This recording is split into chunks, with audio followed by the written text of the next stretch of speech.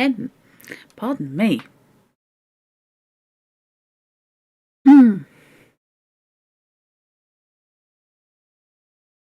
Hello, and welcome back to the first book club in a couple of weeks. Partly because you can hear I have had a stinking cold and my voice is gone. Or was gone. Right. We are still on Watson is Not an Idiot. Now with added using correct sound source. So, assuming we're sitting comfortably, let's dive straight in. You're having a day. Those days we can't seem to do your job even though you do. Yeah, familiar with that one. Okay, really familiar with that one. Nothing quite gels and nothing works. Yeah. Oh boy. They're ever so much fun those days. Right, let's see. Hello, Chrono. Good timing. Oh boy. Okay, so we are on the Memoirs of Sherlock Holmes. I rarely find caffeine to be a bad problem.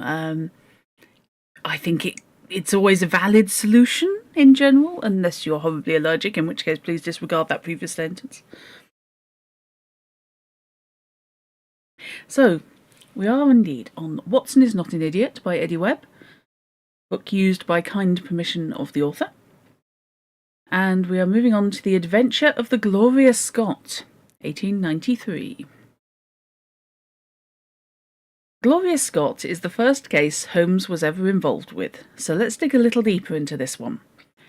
There are a few similarities, both fortunate and unfortunate, between this story and A Study in Scarlet. Both stories feature iconic moments in the history of Sherlock Holmes, in this case acting very much as an origin story for the great detective. Unfortunately, Gloria Scott shares the flaw of being only half a Sherlock Holmes story, as the second half is entirely taken up with a narrative that explains the events behind the case. And both stories introduce snarls in chronology that make it hard to work the other cases around. Well, there's a shocker. The confession that Trevor left indicates that the events on the Gloria Scott happened in 1855. Later, he writes that, for more than 20 years we've led peaceful and useful lives, which will put the story at 1875 at the earliest, which is consistent with Holmes being in college, and makes the idea that A Study in Scarlet takes place around the early 1880s plausible. However, when Hudson meets Trevor, he says, "Why, it's 30 years more since I saw you last," which would make the events of the story 1885 and pretty much impossible to reconcile with the established canon. I choose to think that Hudson is a liar, and I stick with the 1875 date, but the problems go much deeper than this. Gloria Scott is probably the epitome of chronology snarling. Holmes mentions that he was in college for only 2 years, and that he was schooled in fencing and boxing. He confirms that he wasn't a very sociable fellow, and that he only had one friend at school, and said friend ends up taking a somewhat similar role as Watson did in Holmes's early cases. Surprisingly, Holmes also notes that he originally didn't consider being a detective, but that his deductive skills were merely a hobby. One evening, shortly after my arrival, we were sitting over a glass of port after dinner, when young Trevor began to talk about those habits of observation and inference which I had already formed into a system, though I had not yet appreciated the part which they were to play in my life. And later, "I don't know how you manage this, Mr. Holmes, but it seems to me that all the detectives of fact and fancy would be children in your hands. That's your line of life, sir, and you may take the word of a man who's seen something of the world." And that recommendation, with the exaggerated estimate of my ability with which he prefaced it, was, if you will believe me, Watson, the very first thing which ever made me feel that a profession might be made out of what had, up until that time, been the merest hobby. This story made you wish you'd paid more attention in trigonometry class. I can see that, actually. Yes. Despite the similarities to the structure in Scarlet, this is still quite a departure from the Holmes formula. Not only is it the first case that doesn't feature Watson in any meaningful way, but it's the first case told from Holmes's perspective. Granted, Holmes doesn't do a lot of deduction during the case, but we do see glimpses of him explaining his thought process, especially when he decodes the cipher. And the story in Trevor's confession is interesting in and of itself. It's even pointed to by scholars as the likely origin of the phrase smoking gun, as meaning a damning piece of evidence. There he lay with his brains smeared over the chart of the Atlantic, which was pinned upon the table, while the chaplain stood with a smoking pistol in his hand at his elbow. Hey, Fish. Welcome. But despite an interesting attempt to do something new in the Holmes story, it ends up being mediocre. I'm not as frustrated by this story as I am with Scarlet. At least we know who all the narrators are this time. But the glimpse into Holmes's past ends up being too short and too consumed by the drama of the Gloria Scott, which ultimately ends with both threads being only somewhat resolved. Oh, this is a classic. I love this one. It's got a very strange adaptation in the Granada one. They chopped elements of the ritual without actually making it any shorter for TV. It was a bit weird. The Adventure of the Musgrave Ritual, 1893. Right after Gloria Scott, we have another case in Holmes's pre-Watson career, his fourth, assuming we count Gloria Scott as his first, and it was neither of the cases he undertook when he had rooms at Montague Street. This one has far more flair and character than Gloria Scott. Here we have more exploration of Holmes's early adult life, a good old-fashioned treasure hunt, some intrigue and romance, and the introduction of more staples of the Holmes canon. In fact, this story is so iconic that the Baker Street irregulars recite the ritual itself during their annual dinner, and T.S. Eliot paraphrased the ritual in his play Murder in the Cathedral. This story is listed as one of Doyle's favourites, and on reflection it's probably one of mine as well. A great classic read. Yes, it was Musgrave Ritual, which is based on trigonometry. Or which is solved using trigonometry. Which I wish I'd read closer to doing trig at school, because that would have lent it practicality, rather than finding out about such things after I did my GCSE maths. Like the previous story, this one doesn't feature Watson in a support role, and has Holmes as the primary narrator. Now, the adaptation, of course, went with basically a revisit, and set this about 20 odd years on. So it was an old friend of Holmes rather than someone he'd known at university straight away, inviting him to help solve the mystery, which meant that they could get Watson in because they were able to present it as Holmes had a cold and he was in the country to help his health.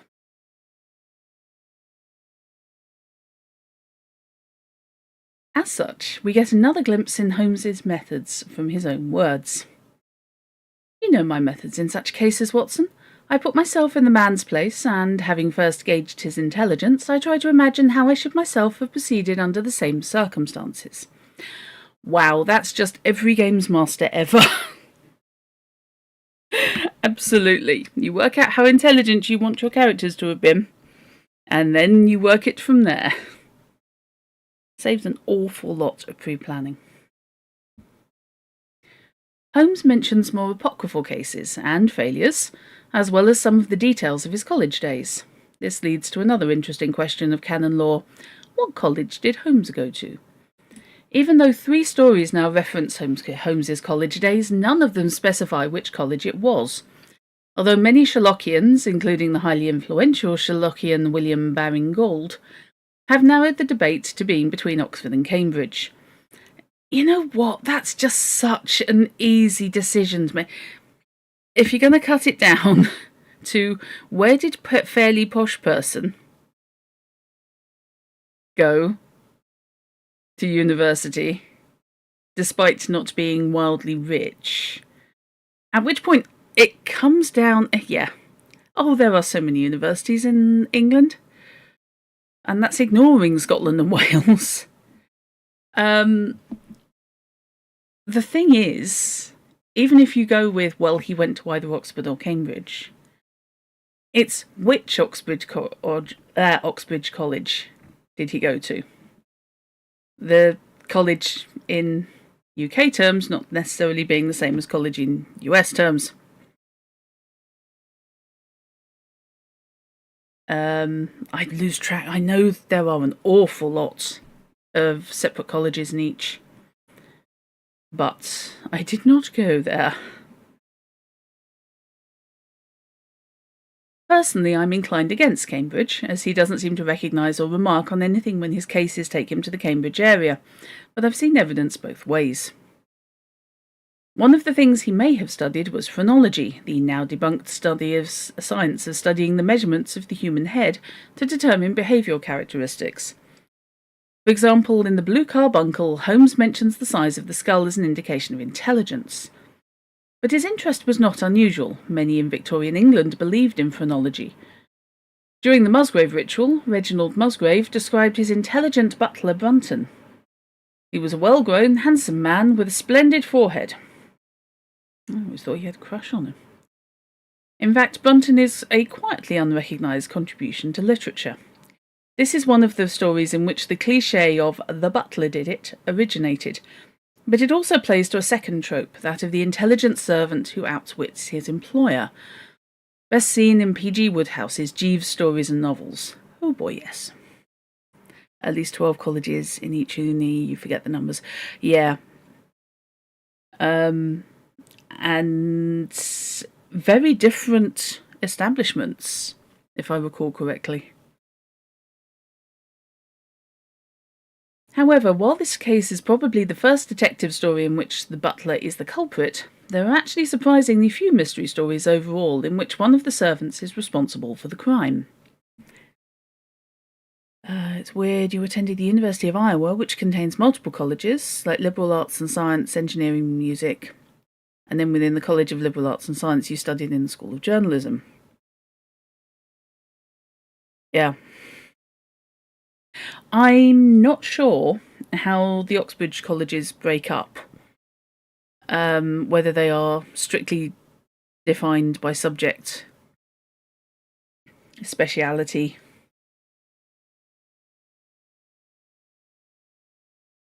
Yeah, those would usually be departments at UK universities.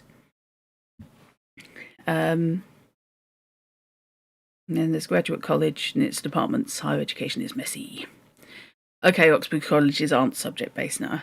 I had a feeling they weren't, but I suddenly doubted myself.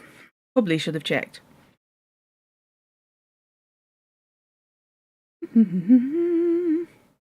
Many use the butler as a red herring.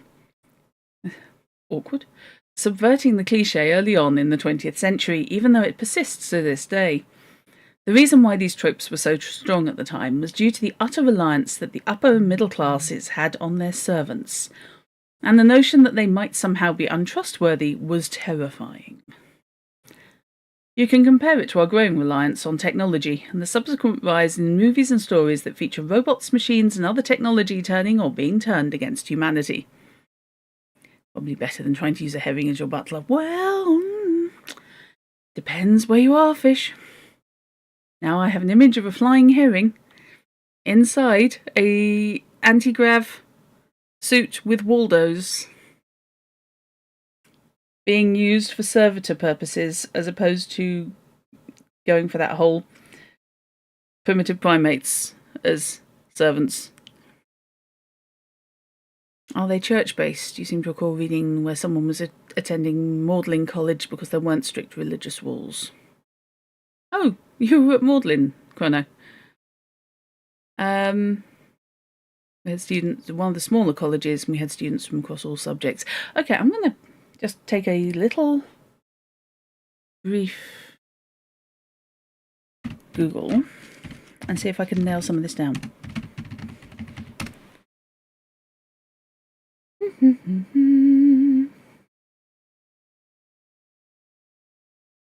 Good Lord.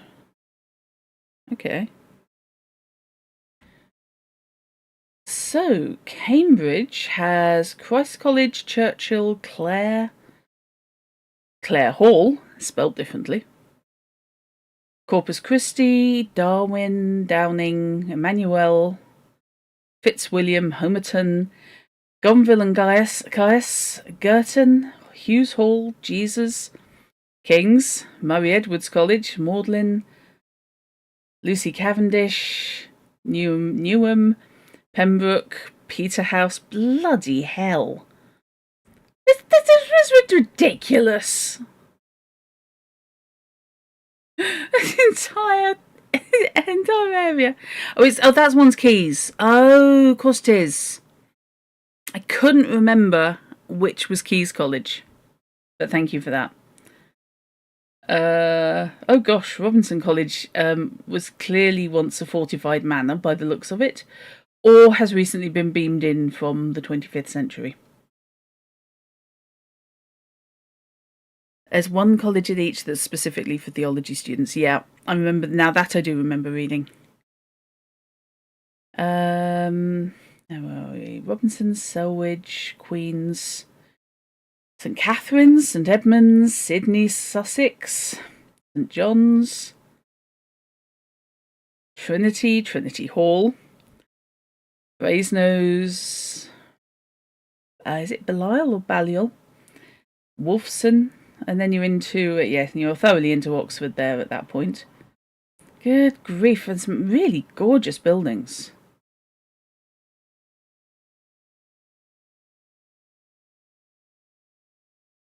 Robinson College is a terrifying prospect. It is. Robinson College does look rather like it is fortified, and you could either expect archers on the roof or you could have Mad Max Road Warriors just driving past it. It's brilliant. It's red brick, monolithic, and tiny windows. Balliol, thank you very much. To run around Robinson College. Don't give him ideas, Chrono. I can well believe it's the most modern college. It's clearly a completely different style of architecture to all the others. But I remember things like there are some very odd rules. And I'm not sure the rule's constant across all the colleges. Things like who can walk in specific areas and how badly they execute you for walking on the grass.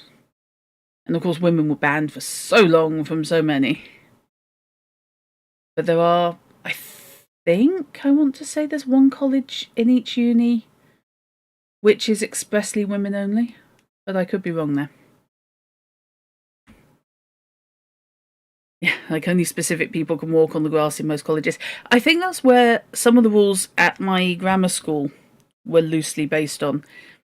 It was, you won't even know anything about Porterhouse. Absolutely fish. Porterhouse Blue being a very, very funny but also very pointy book. Lucy Cavendish and Newnham were women only at Cambridge. Yeah, I think one of those recently voted to remain that.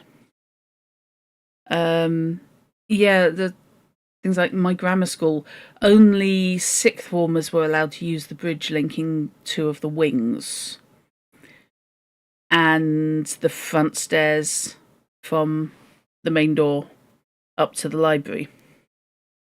Things like that. It wouldn't be like your uni where people would play hacky sack on the grass on nice days. Really not. Really, really not.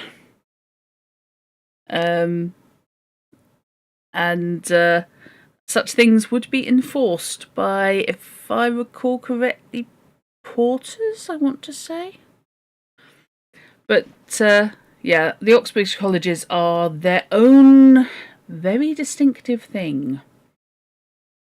It's like you can't apply to them through the standard university application system. You have to go through them specifically. You think you're allowed to walk on the grass at your old college now because you've got your MA? Gosh. Oh, good Lord. It's a fascinating thing, and I wouldn't try and write anything set in Oxbridge, the Oxbridge system, without an awful lot of research. However, returning. Aside from the contributions to Holmes's past and to literature in general, this story has a few nuggets of information about the Baker Street years, which is the frame for this story. Watson talks about Holmes's slovenly habits again, but this time contrasts it with Holmes's extreme neatness of dress. Watson admits to being a bit of a slob himself, but not as much as Holmes. In Watson's description of, and frustration with, Holmes's habits, we get some of the most iconic images of their rooms at Baker Street, punctuated with a dry sense of humour, which is overall extremely subtle in the canon. King's College has a lot of space on the banks of the Cam that you can use, regardless of year or status. Oh. Okay. I kind of assumed that would be exclusive, but yeah, okay. But with me there is a limit, and when I find a man who keeps his cigars in the coal scuttle, his tobacco in the toe end of a Persian slipper, and his unanswered correspondence transfixed by a jackknife into the very centre of his wooden mantelpiece, then I begin to give myself virtuous airs. Now, I'm very sorry. I'm actually going to come out in defence of Holmes for the letters pinned to the wall with a jackknife, because they're there in front of him, and he won't forget they exist. Because I'm firmly sticking with Holmes's ADHD.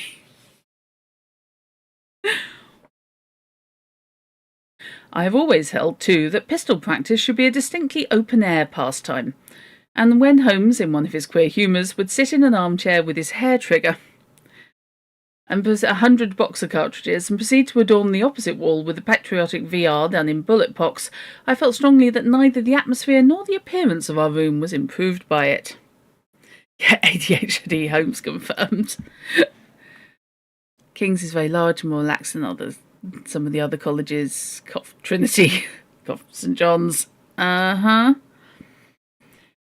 I feel that anything that comes with a handbook that you have to read not only as part of the promotional end of things, but just so you don't get yourself censured and possibly evicted 10 minutes after arrival. I think I couldn't cope with the stress.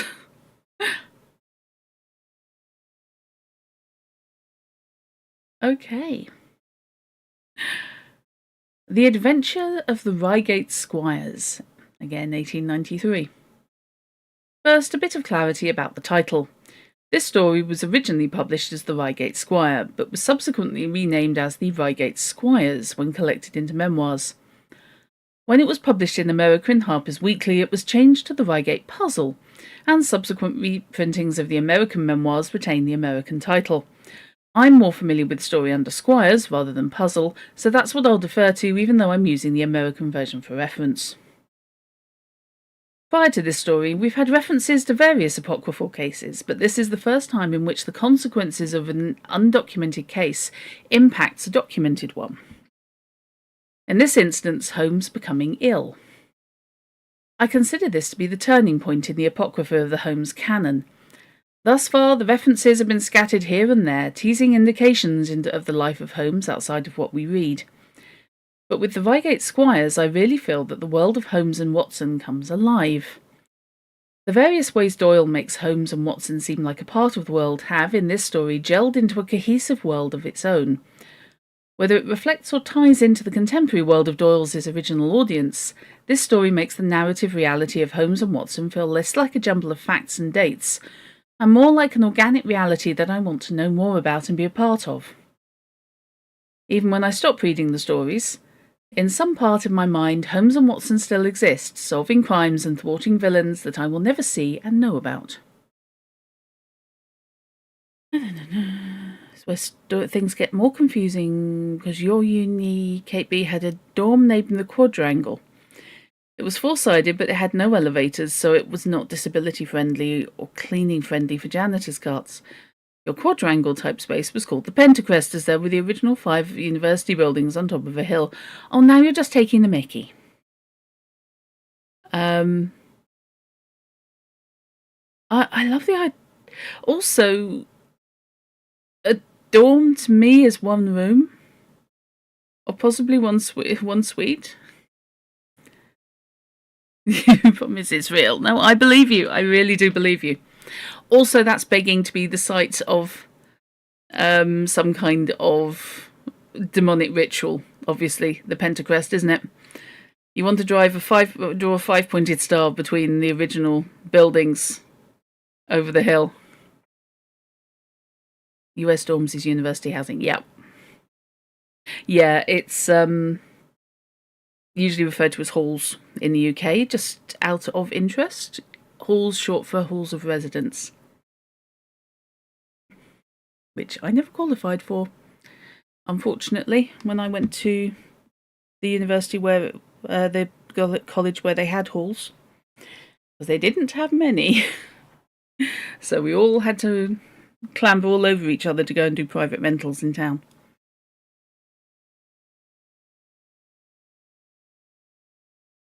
One of those buildings was the Capitol building when Iowa was a territory, not yet a state. Oh, in that case, I can definitely get behind it being demonic. That's fine. You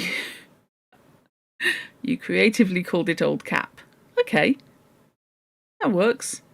There are worse, God knows there are worse names for places.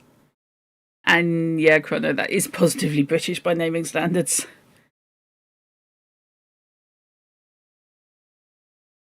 As this story turns the corner from me getting frustrated with the organic nature of the canon to embracing it, this is also one of the few stories that actually provides a firm date for creating timelines. April 14th, 1887.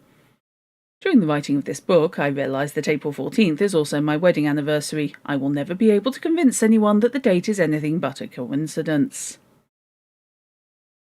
Some of this feeling of emotional reality comes out as we learn more about how Watson cares for Holmes. We meet Colonel Hayter, who is the former patient of Watson's in Afghanistan. We find out that Watson cares deeply for Holmes, so much that he's willing to butt heads with Holmes and admonish him not to take any new cases while he's recovering from his illness. Of course, Watson ultimately loses the Battle of Wills, but his stubborn refusal to cave to Holmes's ego and pouting shows another side of Watson's support for his friend, and how he's willing to go against Holmes himself to do what's best. In the end, it's the mental puzzle that causes Holmes to recuperate, showing that Watson cares for Holmes far more than he understands Holmes. Chrono at Oxbridge, there is a difference between halls and out of college, even if the place you're renting's in accommodation owned by your college. What? Halls being a dorm that's physically attached or in the immediate vicinity of your college's building. Okay.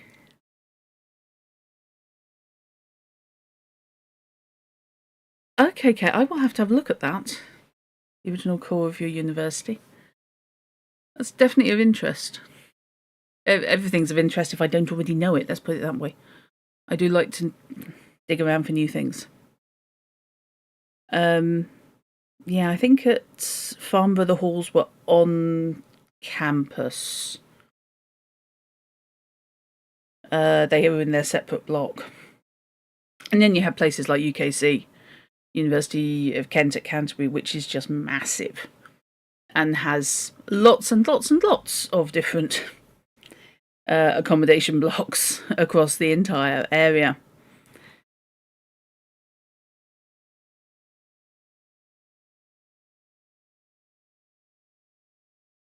Hello, molybdenum. Those were called dorms, but official names were hall. Okay. I noticed when we were up at UKC last year for convention, when I was digging around looking at accommodation there, the various halls, although they're not limited to students studying specific subjects, it's very much orientated towards if you're doing, say, sports, then you're probably going to want one of the halls somewhere in the vicinity of the sports hall, that kind of thing. Now, hello techie, you've just woken up. Cheers. There are some interesting juxtapositions of Holmes's analytical skills with his showmanship. Twice, Holmes uses his illness to make mistakes that progress the case, another indication of his acting skill. He also explicitly mentions his alleged transparency, mentioning that it has always been my method to hide, and my habit to hide none of my methods. Lying bastard. I'm sorry. He tosses out that he made 23 other deductions, which he glosses over, making the assumption that his audience has no interest in the level of minutiae they detail, or, as some more cynical Sherlockians have pointed out, he may have been lying just to make himself seem more impressive in his diminished state. It shows that Holmes is coming to terms with the necessity of combining his scientific methods with more popular interest in order to spread words of his methods, and naturally his own career. For example, your friend at Trinity Hall was in halls for his first year because he was actually in his college. The second year he was out of college because the house he shared was owned by Trinity Halls but was across the road from your halls. Seriously?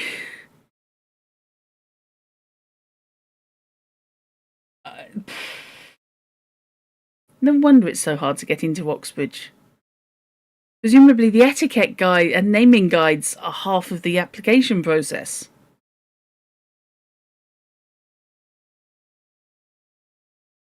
Now I understand why they had specific classes for Oxbridge applicants at my grammar school.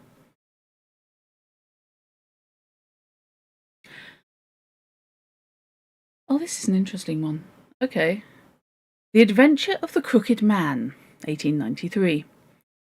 Although this is another interesting case of a romantic triangle and another example of a Sherlockian locked room mystery, this story is better recognised for showing a different side of the post-marriage Holmes and Watson relationship.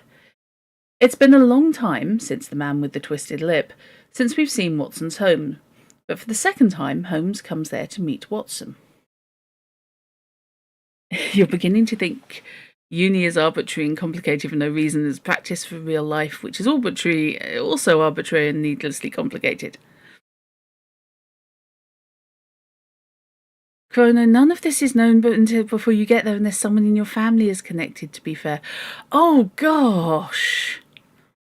I do remember somebody from the Rusty Quill server, of course, who I'm not naming, went to, I think, Oxford, got into Oxford for maths, and was basically left putting out little pleas on the server with, does anyone know what this means? What can you wear to do these? What does that mean? And was begging for help about, the various rules, regs, and additional tests and things that they had to do, just because they seemed to be expected to kind of soak it up.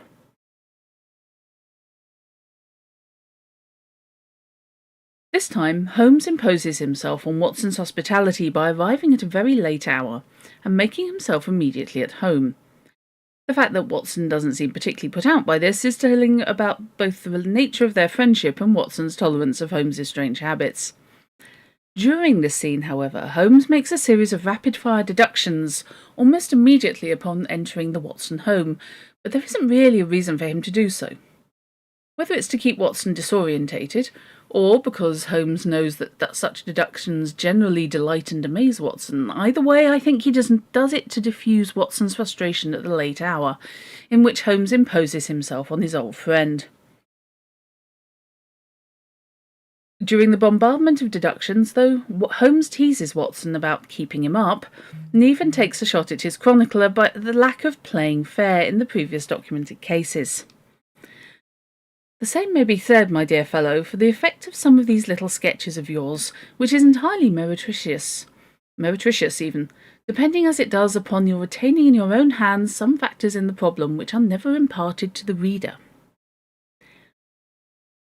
The shot is probably Doyle expressing his frustration with writing the stories. There are only 3 more stories after this one until, spoiler alert, he attempts to kill off Holmes. and his reluctance to continue writing the stories shows through in the exchange between Holmes and Watson. On the other hand, the confliction whether or not Holmes has emotions, something that has come up time and again in previous stories, takes another turn. By degrees, Doyle has tried to reshape Holmes's apparent emotionlessness into something that exists more on the surface, instead of Holmes having an extreme of being either utterly emotional or utterly emotionless. He brings up this new approach on 2 separate occasions in this story to drive home the point. His eyes kindled and a slight flush sprang into his thin cheeks, for an instant only. When I glanced again, his face had resumed that Red Indian composure which had made so many regard him as a machine rather than a man. And, in spite of his capacity for concealing his emotions, I could easily see that Holmes was in a state of suppressed excitement. Ultimately, Holmes asks for Watson's help on the case, but Watson really doesn't contribute much. Sadly, this is the start of a slow slide from a sharp and talented Watson assisting a brilliant but flawed Holmes, to Watson being just a chronicler to Holmes's unerring genius. There's a brief mention of Holmes's Baker Street boys, the street urchins that work for him, although instead of Wiggins we meet a new one, Simpson. Sadly, this is also the last time we hear mention of the irregulars in the canon, despite their well-entrenched status in the Holmes myth. Holmes also displays his knowledge of the Bible, even though Watson ranked Holmes's knowledge of literature and philosophy to be nil in A Study in Scarlet. I'm not even touching that. Finally, while I've already ranted about the complete omission of the phrase "elementary, my dear Watson" in the canon, this story contains an exchange that is probably the closest to it. "I have the advantage of knowing your habits, my dear Watson," said he. "Excellent," I cried. "Elementary," said he. Are we? Okay, shall we move on? Give me a need drink.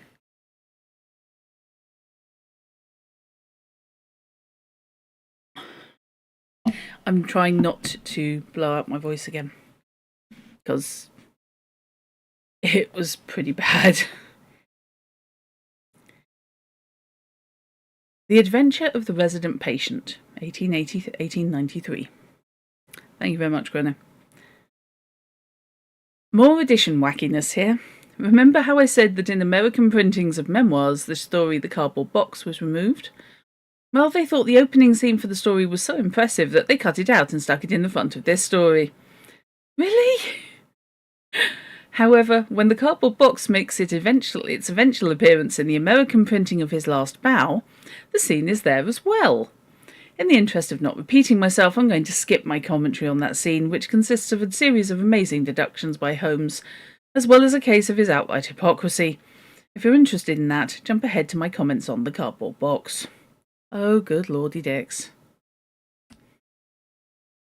But in either version of the story, we see another instance of Doyle becoming disenchanted with writing stories about his detective right off the bat.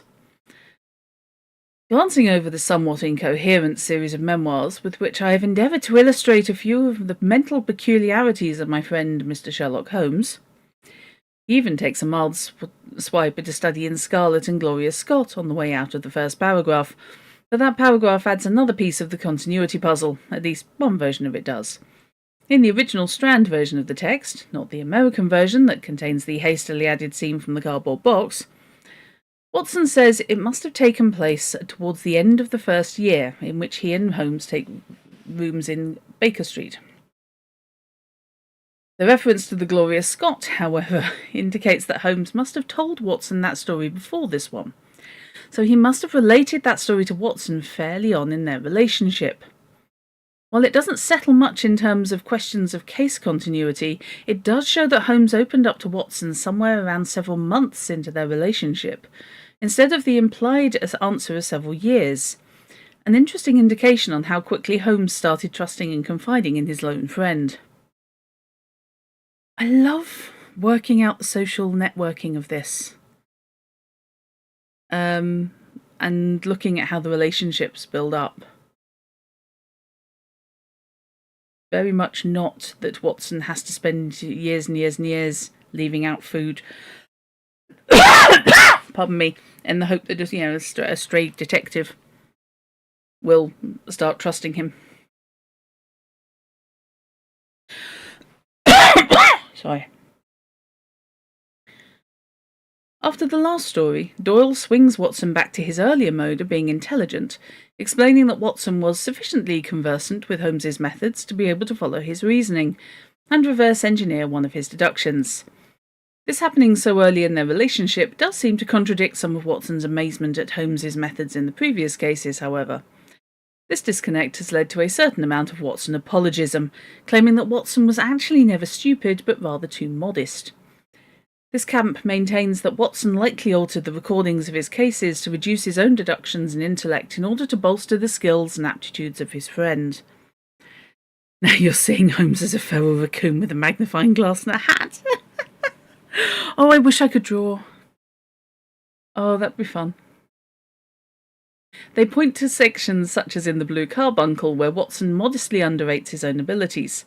And this camp maintains that his inadequacy comes not from his intellect, but from his editing skill in being unable to excise more remnants of his own talent. Hey, Molly! You've just missed Holmes as a feral raccoon with a magnifying glass. And no, I will not be answering further questions at this time. You are very welcome.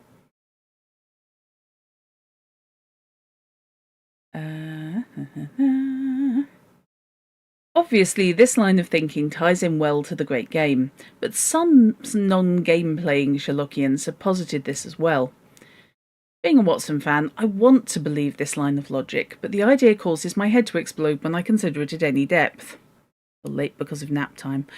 Not a problem at all. Not a problem at all, dear. You are very welcome. And naps are good. For this to work, you have to assume that Watson is an unreliable narrator. We get all our information about Watson and Holmes from Watson, with the exception of 3 stories in the later canon. So if we assume that Watson is an unreliable narrator, anything he tells us about himself or his friend is suspect. I really, really, really hate the unreliable narrator trope. Because unless it's handled extremely carefully, it can just be used as a really cheap rug pull. It's one that has to be handled with, sweaty gelignite levels of caution in order to avoid me wanting to throw something at the screen or indeed my book across the room, which I have done once. Actually have lobbed a book across the room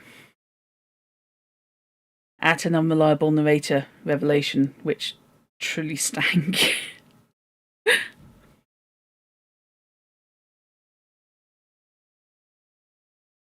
This actually addresses some lingering issues like inconsistencies in chronology and the back and forth waffling on whether Holmes has emotions or not. But if an author uses an unreliable narrator, he does it with some purpose in mind, you would think. And I don't see that purpose when I review the supposedly unreliable sections of the canon. I've heard the theory that Doyle might have come to realise that he had made some errors and started to intentionally make Watson unreliable in order to explain away those problems, but that doesn't seem consistent with his growing boredom with the characters. Why would he go through the trouble of making his narrator unreliable when he's going to kill off Holmes in a few stories anyway? I mean, he even recycles the ending for the 5 orange pips in this story. Once again, the villains escape and then are mysteriously killed at sea. How can Doyle be simultaneously so careless and so nuanced in his writing? Well, it's technically possible for Doyle to be thinking and creating his stories on these levels. The more likely answer is that Doyle cranked out these stories as inspiration, and money motivated him, and he just wasn't paying that much attention to the little details. Ergo, moving Watson more and more to an observing role and Holmes taking up the lion's share of deduction is easier and less taxing than writing 2 flawed but complex characters. Every writer has off days, and every writer has some stories come out better than others. Kate B, you think Agatha Christie managed it, but then she was yelled at by other mystery writers for cheating. Agatha Christie has a bad habit of bringing people out of the woodwork who either weren't referenced at all or were marginally referenced on page 2. The unreliable narrator was less common, in my humble opinion. Murder of Roger Ackroyd. Yeah, fair enough. That's one, oddly enough, I don't tend to reread very often. There's something about that just doesn't do it. But no, I can see what you mean there. Sorry. So in the end, while the Watson fan in me really wants to believe that this is all part of Doyle's plan to use Watson's unreliability as a method to underrate his own intelligence and talent, it just doesn't add up. Watson's talent shows through in spite of Doyle's intentions, not because of them. Anyhow, this case itself is another con game with bits of the 5 orange pips worked in. We meet an Inspector Lanner, but we barely see him in this story, and never see him again in the course of the canon, so forget about him. Most of the interesting bits of the story are in the cardboard box anyhow. It's not a bad story for all that, but it looks particularly weak next to upcoming stories like The Greek Interpreter and The Final Problem. Yes, sorry, I was just glitching on which story it actually was. You went through all the Agatha Christie's in grad school, mostly because you could get an hour of free parking if the public library stamped your ticket. Cunning. Christie is obviously well worth reading, Molly. Not necessarily the best known stories, but I can seriously recommend pretty much. I don't think there's a duff Miss Marple, for example. And of course there were some excellent adaptations of Miss Marple for television. You've never read any Christie, Fish? How? Hey, Hiram. I'm actually genuinely impressed, Fish, because I'm not sure how you avoid reading any Agatha Christie. They tend to get left in doctors' waiting rooms and things like that. You dig into the hardest to find stuff as well and read her romances as Mary Westmacott. These were hard because you kept expecting Poirot to show up. Oddly enough, Poirot always leaves me cold. The first Christie I read was the ABC Murders, which was bananas because it was one of the tail ends of Poirot's career. They were in the house, you're sure you just never read any. Yeah, fair enough. I'm not criticising, I'm genuinely surprised. And I gave Poirot a really good shake. You know, really tried. But there was just something about him that doesn't gel with me. The David Suchet series was generally very, very good as an adaptation. Although we don't talk about his version of Murder on the Orient Express. Not Horror on the Orient Express, that's something else altogether. Because that was awful and was done quite a lot later. But it's just, I don't know, I don't get on with Poirot as well as I do with Tommy and Tuppence or Miss Marple.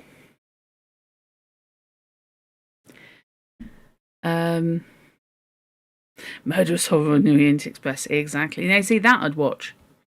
That I'd write.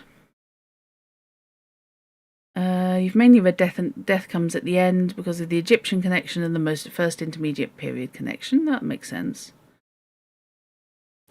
You'd watched I Try Solving for Murder of Ackroyd, ABC, and then there were none, which you found delightful to watch, but you're not sure you'd like reading the novels. Kate B. Haunting in Venice was very good. Yeah, that's on my to-watch list, the Kenneth Branagh one. As is Ken Branagh's version of Murder on the Orient Express. Which is one of those stories that suffers from the same problem as Hound of the Baskervilles. Everybody kind of thinks they know the story. But because everybody thinks they know the story, whenever it gets adapted, there's this bad habit of, oh my god, we've got to do something different this time, and they wreck it. You think Poirot is more interesting, more something you'd watch as a show? Yeah, the David Suchet adaptation of Poirot is good, and it fits well with the Murder of the Week episodic format. The Joan Hickson Miss Marples, however, are absolute, chef kiss. You can't really do much better. Okay. Later, Hiram. Halloween parties later. Poirot and Christie is not comfortable with the newer methods of detection. Yeah, I don't think she got on with that at all. There's a very interesting 3-part documentary on Agatha Christie by Lucy Wolsey, which I think may be available on things like BritBox, which dug into both her personal and professional life, including her infamous disappearance. It was interesting. I will take that under advisement, Hiram. Thank you very much.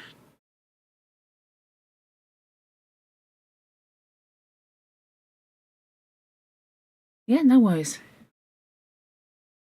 Okay. Let's have a quick look ahead. Oh boy. Right, I'm going to do the next one, and we'll see how my voice is holding up. I would like to leave the final problem for next week, because I'd like to do the final problem and the return of Sherlock Holmes. Which is not actually called the Return of Sherlock Holmes, of course. It's, Oh no, okay. Okay, I got my dates wrong. Interesting.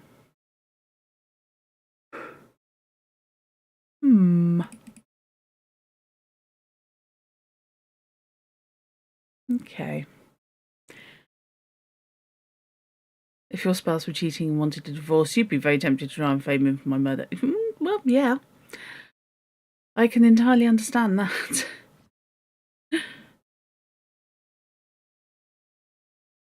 Christie found love true love very, very late in life, if I recall correctly. It's kind of interesting.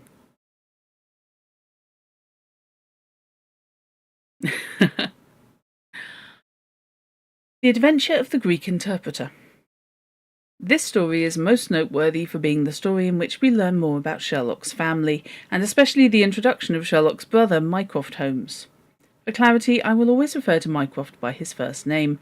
Thus, if I refer to Holmes at any point, I'm talking about Sherlock, not Mycroft. And not Minecraft, as I very nearly said.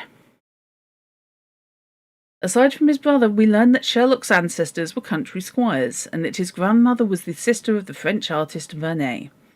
There are actually several French painters with the last name of Vernet, but Émile Jean-Horace Vernet seems to have lived at the right time, so I assume it's him. While the story of Sherlock's family ends there, some research on Horace Vernet shows that he was primarily a painter of battles and portraits in a very accurate, detailed style, rather than the idealized style that was common at the time. While Sherlock claims that art in the blood is liable to take the strangest forms, the Holmes family may have inherited that combination of artistic flair and attention to detail that perfectly describes both brothers. This is indeed Mycroft's first appearance.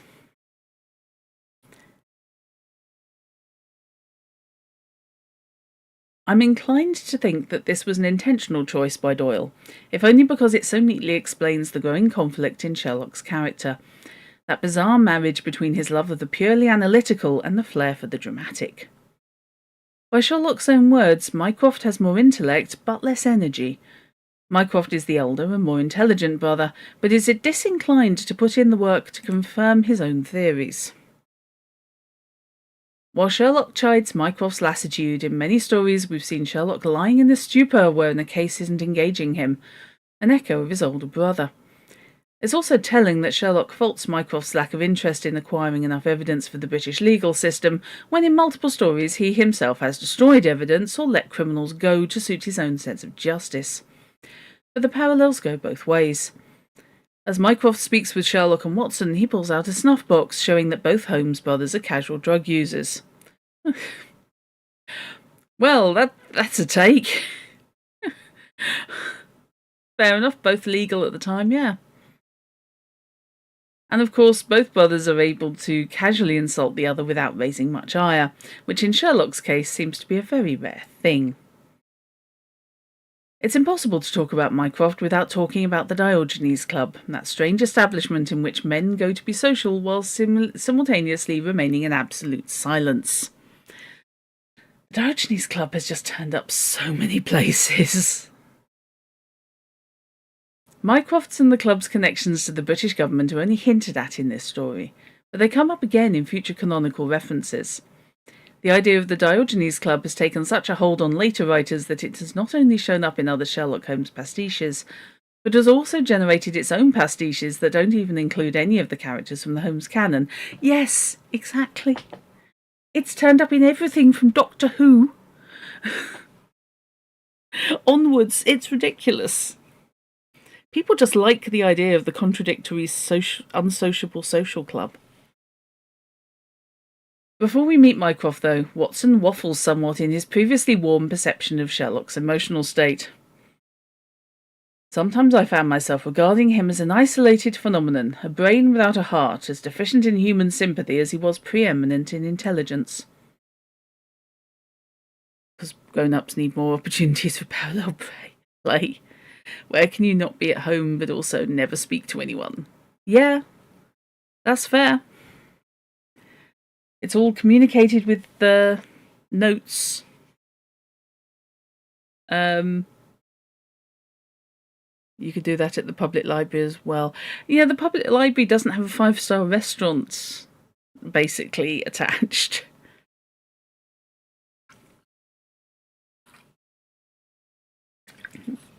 I can see the appeal,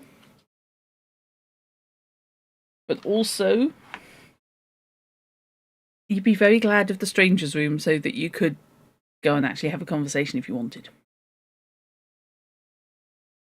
It's possible that this could just be hyperbole, an attempt to paint a picture for the audience to contrast Sherlock before and after the revelation of his family.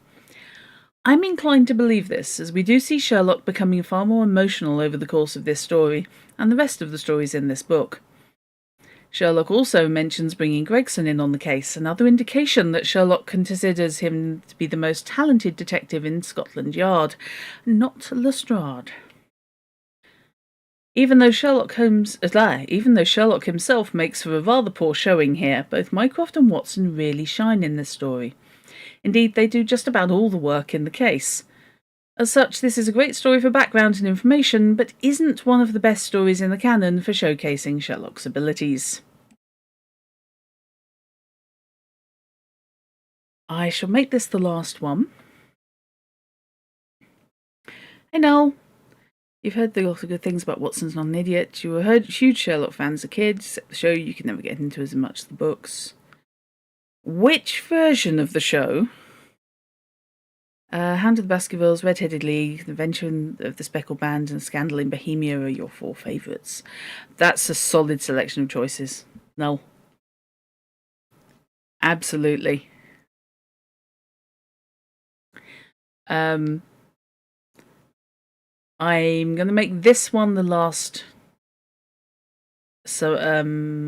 examination of this week, because it's coming on for 90 minutes. Coming on for 8:30. I've been on for an hour and my voice is just starting to argue. But also I'd really like to do the final problem at the head of a stream.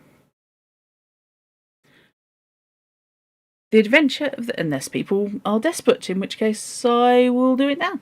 And then we can move on to Hound of the Baskervilles afterwards, next week. Let me know. Have a think. The Adventure of the Naval Treaty, 1893. This story is another literary first, in this case one of the very first stories in what we now consider to be the espionage genre. It's also the longest short story in the canon, and part of the final run of really good stories in the last third or so of Memoirs. While it doesn't have canon-defining elements like the earlier Greek interpreter or the upcoming final problem, there's still a lot to dig into with this story. This story was released relatively close to the start of World War I.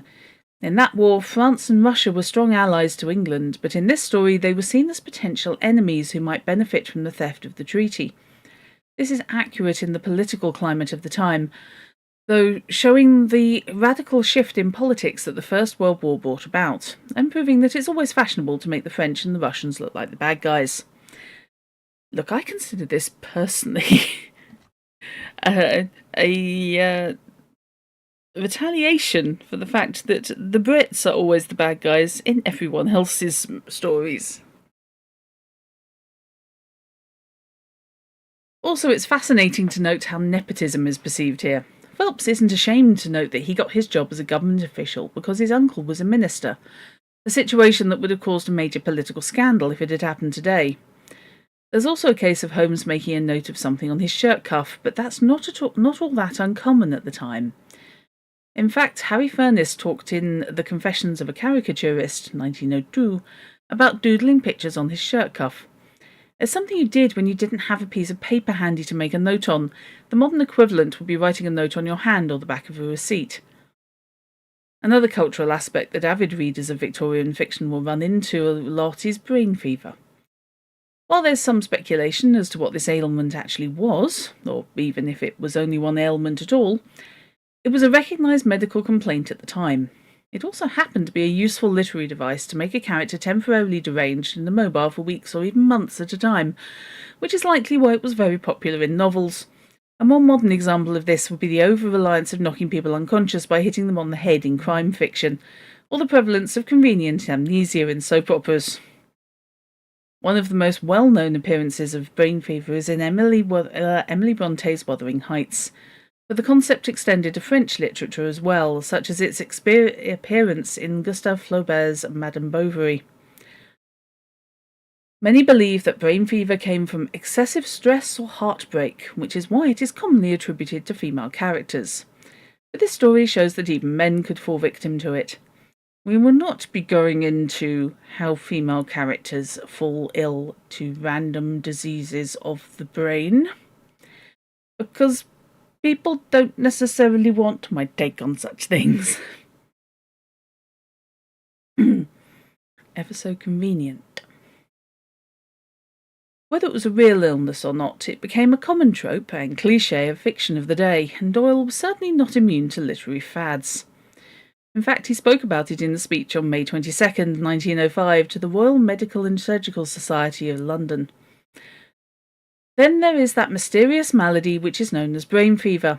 What should we novelists do without that wonderful fever? What would she nurse him through during that anxious time? And how else could he, after many months of continual delirium, come to himself and proclaim himself a chastened and better man? Speaking of narrative structure, this story feels almost American in composition to me. A lot of the American detective fiction in the early 20th century focused on getting information from people instead of examining physical evidence. The works of Dashiell Hammett and Raymond Chandler, for example, are replete with scenes of detectives interrogating suspects, instead of focusing on the examination of clues and collecting evidence.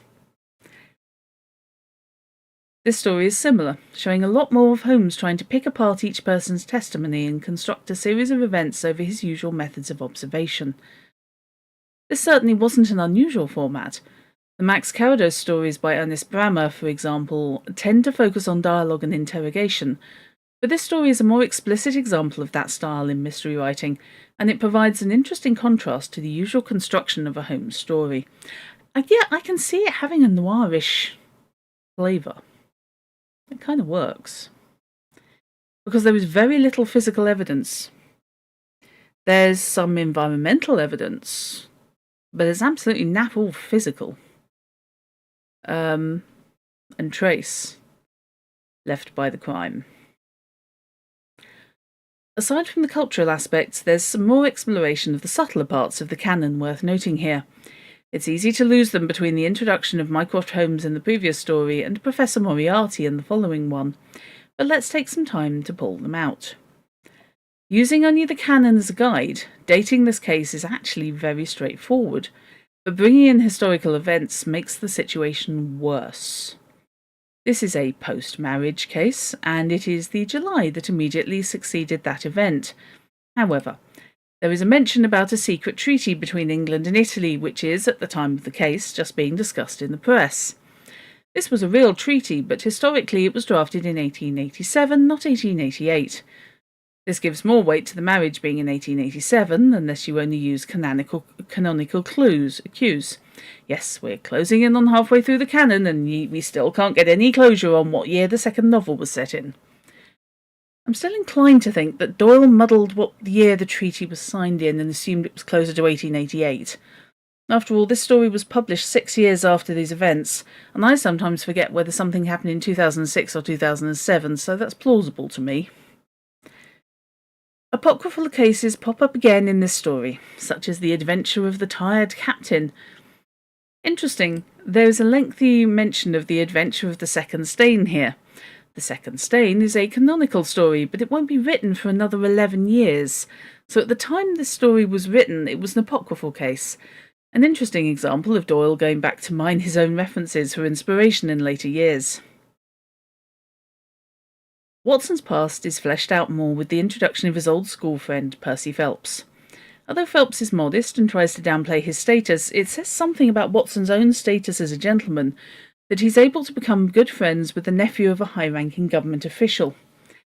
At this point in the canon, we've gotten hints and clues that both Watson and Holmes are so-called men of good breeding, even if they start off their relationship quite poor financially.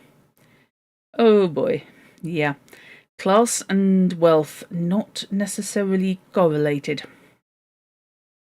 This is also the first time we actually learn that Watson has a moustache, but that he didn't have one when he was at school. We don't learn much more about Watson's moustache, but they were fashionable among military officers at the time, so I'm personally inclined to believe that Watson grew it during his time in the service, and the habit stayed with him after his retirement. Holmes also gets some more development in this story as Doyle continues to evolve his detective into a more emotional character. At one point, Holmes displays sudden reverence for a rose, although whether this was genuine or a sham is open to debate. And later Holmes admits that he can never resist a touch of the dramatic. He also gets positively sulky when Watson even hints that he has to go back to his medical practice. We also learn more about Holmes's relationship with the police, which he relates to the latest in the herd of Scotland Yard detectives, Mr. Forbes. He expressly admits that he has only taken credit in 4 of the last 53 cases he's worked with the police on, which may explain why Watson was motivated to chronicle some of Holmes's cases himself, out of a sense of injustice to the lack of credit his friend has received in the public eye. Indeed, Holmes has repeatedly mentioned in previous stories that Watson's chronicles are much of the source of his fame, not through police reports in the newspapers. It appears that Scotland Yard has far more respect for Holmes than he does for it, so he can get away with threatening a junior yard detective without apparent repercussions.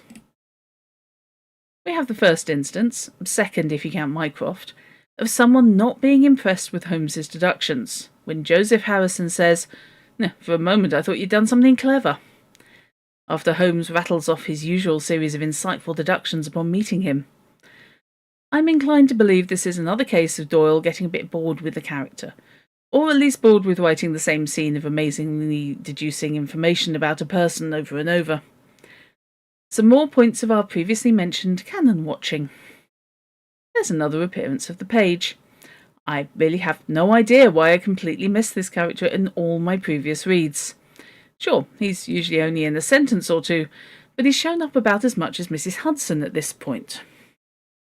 Speaking of Mrs. Hudson, she's mentioned here, and we learn that she isn't the most inventive cook, but she does do a good breakfast. This is another case that Watson brings to Holmes's attention, much like in The Engineer's Thumb.